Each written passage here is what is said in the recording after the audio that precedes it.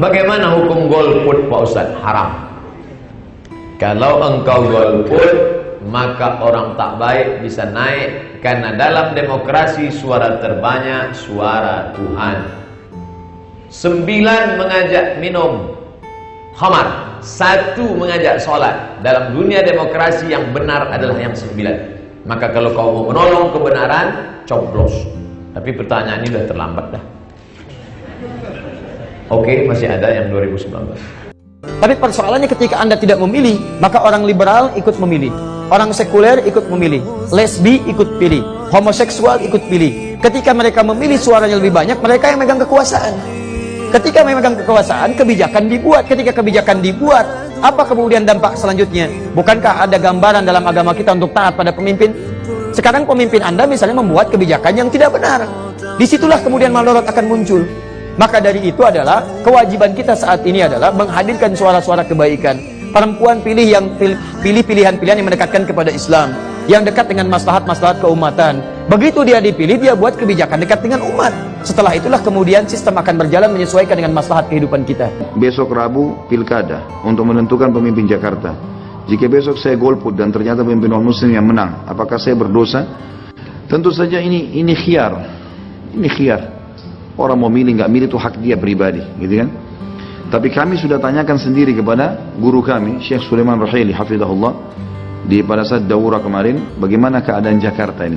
Dan ini jauh sebelumnya kita sudah diskusikan. Kondisinya sekarang muslim atau kafir, nggak ada opsi lain. Maka beliau pribadi menyarankan untuk memilih. Beliau pribadi menyarankan untuk memilih, karena melihat maslahat dan mudaratnya. Kalau ketemu antara muslim sama muslim dua-duanya buruk, jangan memilih, nggak ada masalah. Tapi sekarang ini bukan lagi itu, masalahnya ini akidah. Dan Indonesia memang sekarang jadi menjadi target sekarang. Bagaimana Indonesia ini negara Islam terbesar bisa dicaplok. Jangan lupa Singapura, teman-teman. Singapura tahun 1965 itu kesultanan. Di uang $1 Singapura itu ada foto orang Melayu itu raja pertama Muslim dulu. Sekarang cuma tinggal kenangan kesultanan itu. Habis, sudah dihapus oleh orang-orang non-muslimin. Jangan terjadi juga di Indonesia ini, nggak boleh. Sekarang ini teman-teman aneh kalau ada yang tetap saja memilih Ahok ini sudah jadi tanda tanya betul. Dan saya sangat yakin orang-orang yang memilih Ahok sekarang ini tidak akan pernah lepas dari surah An-Nisa 138 sampai 147. Ciri kemunafikan jelas padanya. Gak mungkin tidak sudah. Allah yang mengatakan, A'udzubillahi minasyaitonirrajim, basyiril munafiqina bi'anna lahum adzaban alima. Sampaikan berita kepada setiap orang munafik bahwasanya mereka akan kena siksa yang pedih. An-Nisa 138. 139-nya kata Allah, alladzina yattakhiduna al-kafirina awliya min dunil mu'minin. Mereka menjadikan orang-orang kafir sebagai pemimpin mereka dan meninggalkan orang-orang beriman. Ayabtaguna indahumul izzah fa al-izzatu lillahi jami'a. Apakah mereka mengira kemuliaan, kemenangan ada di tangan mereka? Orang-orang kafir sebenarnya kemuliaan dari semuanya di tangan Allah Subhanahu wa taala. Ini jelas orang-orang munafik.